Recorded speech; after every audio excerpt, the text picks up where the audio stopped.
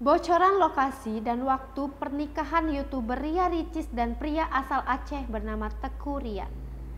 Ria Ricis disebut sudah mengajukan surat pengantar nikah ke KUA Pasar Minggu sesuai domisilinya saat ini. Hal itu diketahui dalam video yang diunggah di kanal YouTube KH Infotainment Rabu 27 Oktober 2021. Berkas rekomendasi pernikahan keduanya pun telah dikeluarkan oleh pihak KUA.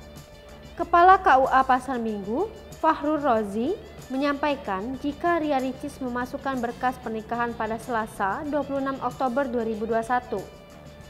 Diduga Ria Ricis dan Teuku Ryan akan menikah di kawasan Kebayoran Lama.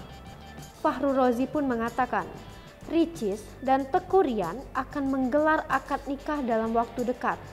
Meski begitu, ia tak berani membocorkan tanggal pastinya karena menghargai privasi dari keduanya. Kabarnya, pernikahan Ria Ricis dengan Teuku Ryan akan dipercepat dari jadwal semula.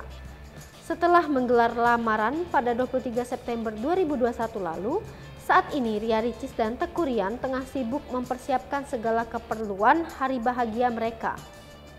Salah seorang karyawan Ria Ricis membenarkan perihal kabar pernikahan sang YouTuber yang dipercepat dari tanggal ditentukan.